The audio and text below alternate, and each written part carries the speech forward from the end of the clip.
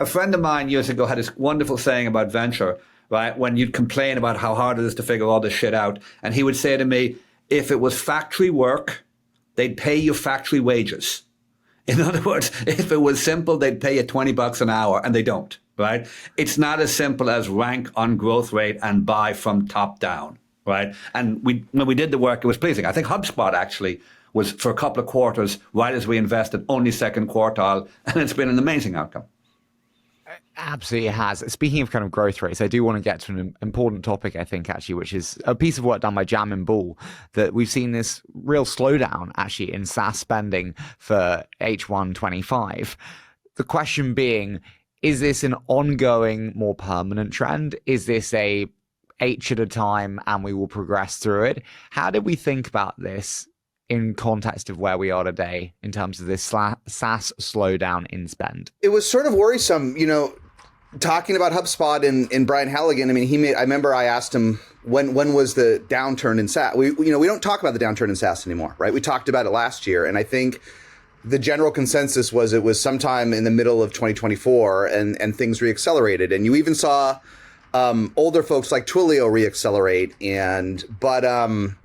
But yeah, this was tough news to see that the rate of growth has actually declined more this year. It is slower, and there can be different reasons. I wonder why Okta has slowed. It's still 2 products. Why Salesforce is still in the single digits. It's so big. But I do worry that the pressure of AI sucking up all the spend.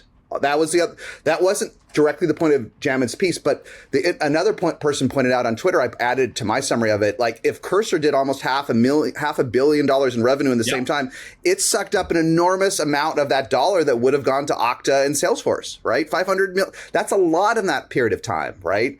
So AI is sucking up budget. Here's a real example of it happening, and consolidation is still coming. It's still coming. So I just think this pressure, it's just this pressure is not, even if the 2024 days are behind us, it doesn't appear to be any easier. I do think the slowdown continues, even though we don't talk about it as much. And if you zoom out, and we had said this literally 4 or 5 years ago, this is not surprising. The industry is mature. And if you think about it, about 5 or 6 years, there was a narrative of, oh my gosh, it's been 20 years of SaaS and cloud, and we're only 40% of workloads have moved to the cloud.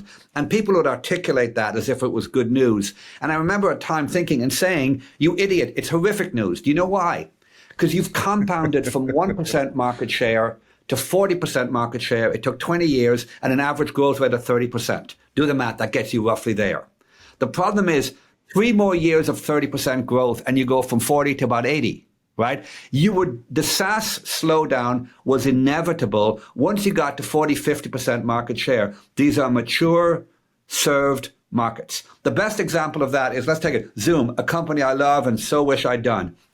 Who the hell do you think is left in 2023 who doesn't have a frickin' Zoom account? You're done. If you didn't buy one in 21, you've hit TAM, you've hit complete TAM. Right. And that's an extreme example, but I think DocuSign wrestle with some of the similar things, right?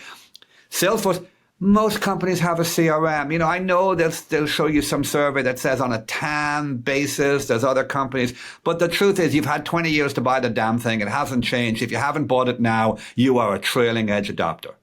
Independent of AI, the SaaS industry was going to hit the mature stage. And you're right, Jason, it's all the things that happen at that stage. Bundling, consolidation, grinding out the weak, right?